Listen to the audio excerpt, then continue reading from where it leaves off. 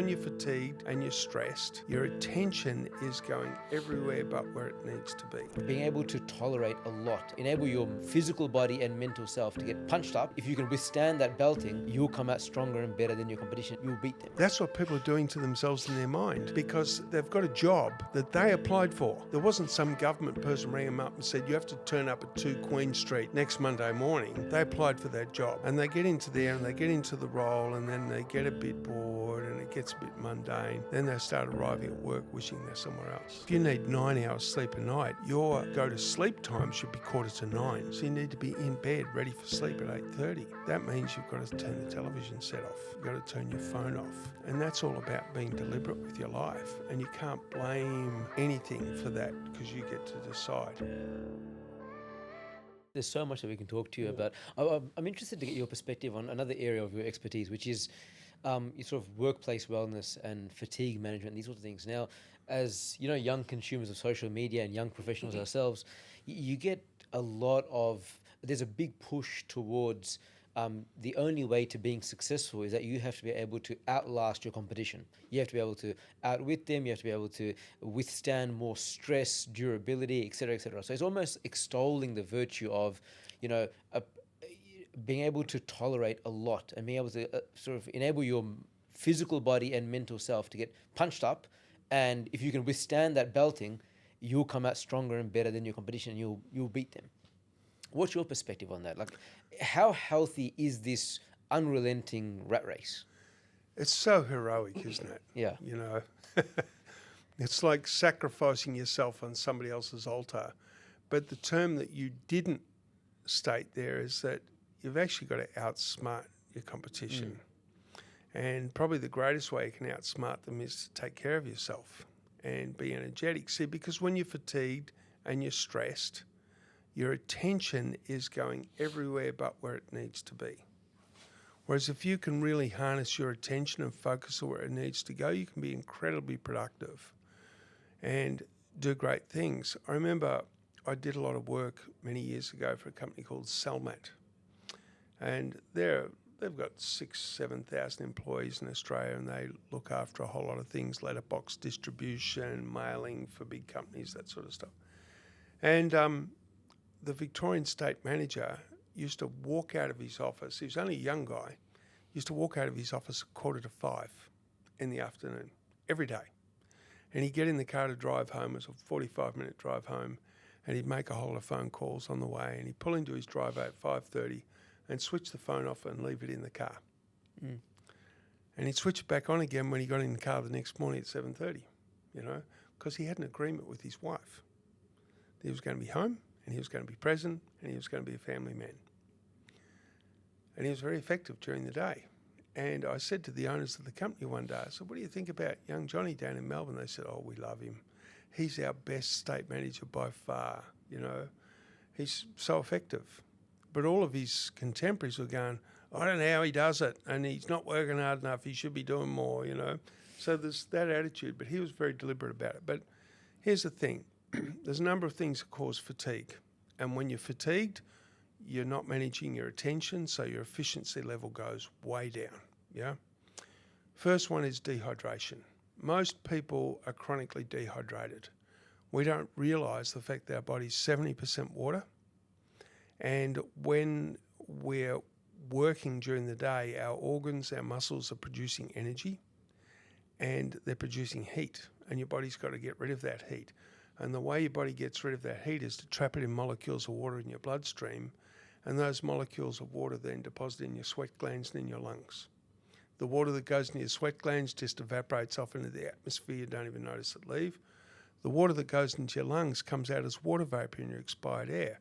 That's what you use to clean your sunglasses, Now, that water is leaving your body all the time, and it's coming from your blood.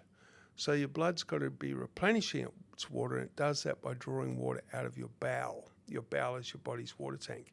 If there's no water in your bowel and your blood can't replenish, it can't stop giving the water away.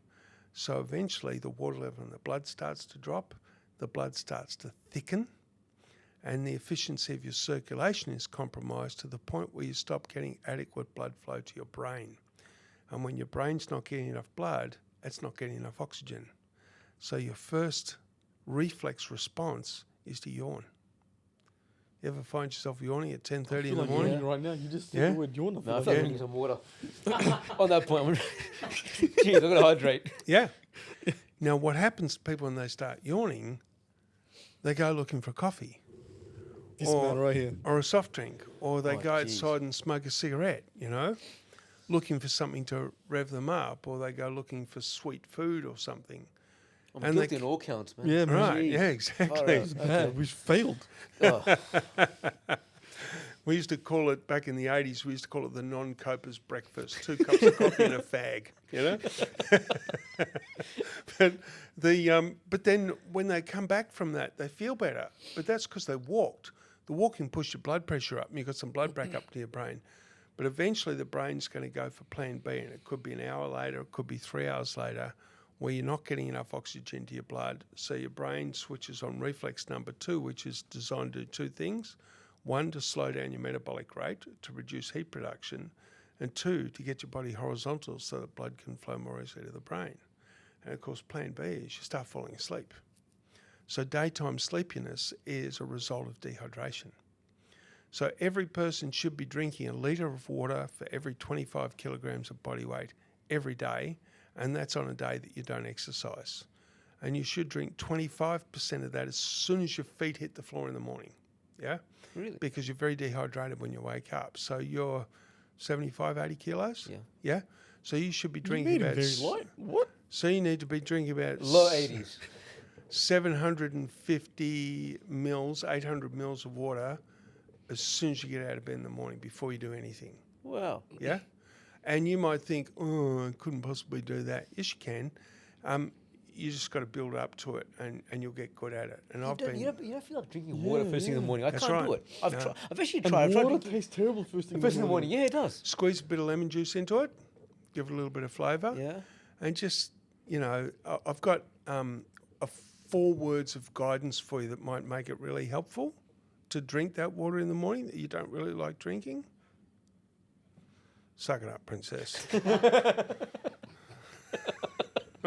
Seriously. Feel motivated. Take off that dress, mother. But you will. You'll just get used to it. I've been doing it for 40-something years, and it's amazing. Does it have to be water? Can it be like soda? Like Coke, nice Coke with ice? No. What about carbonated water? Sparkling water or something like that? Guys, He's going to walk away now. You Stop bunch this. of princesses. just good filtered water. Get yourself a good water filter. Because the words come out recently about the forever chemicals that are in our drinking water. I did some seminars for Melbourne Water a few years back, and I insulted their leadership so badly I never got work with them ever again because I said at the end of my water talk, I said, and if you don't use a filter, you are a filter. Ooh. And they were very offended by that. So when these articles came out just 2 weeks ago with all this stuff about the forever chemicals in water, I posted it on LinkedIn and I tagged them in. I thought that would be a nice thing to do.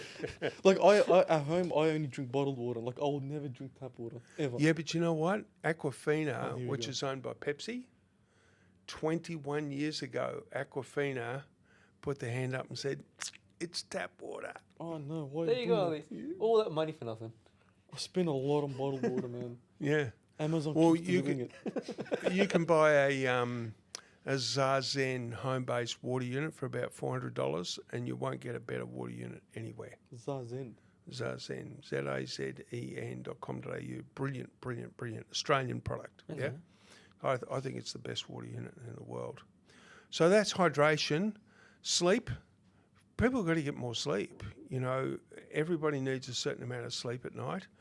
And so the trick is to have a few days where you go to bed early, make sure the room's dark, don't set an alarm, and see how long you naturally sleep for. And then you've got a clear idea of, I need about 8 hours sleep a night, or 7 or 9, whatever.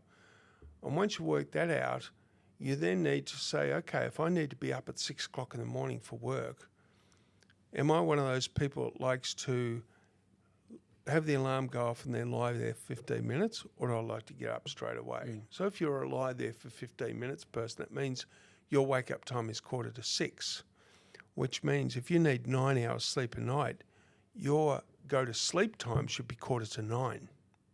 Yeah? And then you ask yourself, how long does it take me to doze off to sleep? Well, 15 minutes, say. So you need to be in bed ready for sleep at 8:30. That means you've got to turn the television set off. You've got to turn your phone off. And that's all about being deliberate with your life. And you can't blame anything for that because you get to decide. If you drink alcohol in the evening, it's going to take out your first deep REM sleep cycle, which will reduce the quality of your sleep. So that's really, really important. So sleep, sugar. I mean, a few years ago, I just decided that's it. Sugar is out of my diet. No sugar anywhere. Now, if I came to your place and you just served a dessert and had sugar in it, I'd have the dessert. But I don't have it in my house. I don't have sugar-laden things in my house. I just don't do it. And I don't buy candy bars and all that sort of stuff. And the other thing, finally, with fatigue is I'm going to get you to put your fist and your hand together like this. Yeah. Push. Push the other way. Now push equal. Now, what would happen if I got you to sit there doing that for about 3 or 4 hours? I'm already tired. You'd be fatigued, right? Well, you can drop it now. That's that's what people are doing to themselves in their mind because they've got a job that they applied for, right? There wasn't some government person rang them up and said, you have to turn up at 2 Queen Street next Monday morning. They applied for that job, right? And they get into there and they get into the role and then they get a bit bored and it gets a bit mundane. Then they start arriving at work wishing they're somewhere else. So now they're resisting being at work. And by 11 o'clock, they're exhausted. Because what we need to do every day is if we've decided to sign this contract and work at this company, when we walk in the door, we have to decide to be here for the day. And if you don't make that decision, well, then you're a bit out of control. And your mind starts wandering off to the golf course or to the beach or whatever it is. And that's just not good management of self, I think the misconception has always been, like, personally, you're fatigued because of sleep. Right, that's what I always thought. I never expected water to be a big part to play into it. Now, John, I want to touch on soft drinks because obviously there's always debates on this, right? You've given a lot of wisdom, like personally as well. Like I've learned a lot. Share some of your wisdom when it comes to soft drinks. Everyone talks about how bad it is. Obviously, it can't replace water. Is there a part to play for soft drinks in any way possible? He says with great hope in his voice. He's a sucker for Coke. Cannot have a meal without a Coke. It's ridiculous. Oh, golly. Just anything. No, that's more Dad. Dad loves Red Bull. Well, tell your dad that I think from a health perspective, he's better off smoking. Really? Yep. I would put smoking ahead of Red Bull from a health perspective anytime. Yeah, those energy drinks are a disaster. And you see, the problem is that when you eat, for example, food that's laden with protein, like a piece of beef, for example, when it goes into the stomach, hydrochloric acid is released to break down the proteins, before it's released into the small intestine. But when it's released into the small intestine, your pancreas releases bicarbonates there to neutralise all the acids. Now, soft drink doesn't have any protein in it, so those sorts of things don't happen. But Coca-Cola, for example, is one of the most acidic things we put in our body. It's very acidic and it's very destructive over a long period of time. So I say to people, we shouldn't be draconian about soft drink. I would never say never ever drink it. So I say to you, Ali, have a glass on your birthday. That should be enough. Enjoy. That should be enough, mate. And it's all soft drink. There's nothing good about soft drink. When I was a kid, we lived on a dairy farm outside Toowoomba in Queensland for about 3.5 years. And we used to go into town to visit my grandparents on a Sunday, and we'd go to church in the mornings. And then about once every 3 weeks, my mum would agree with my dad dropping at the pub on the way home to have a beer with some people, and he would buy us a glass of lemonade, a 5-ounce glass of lemonade, 150 mils. Well, that was our soft drink allotment, and now people are killing themselves. And I'm going to throw sports drinks into that lot as well. Yeah, please do. Yeah. So just get used to having water, mate. You know, you'll be good. There's water in Coke, though, no? just, I think there is. Yes, we'll just pour the Coke into a water filter and then drink See how what much comes comes out the other end. Yeah, you'll be fine. And Then. I'm assuming all these sugar-free so-called soft drinks are also Yeah, they're nearly as one and the bad. same. They're nearly as bad.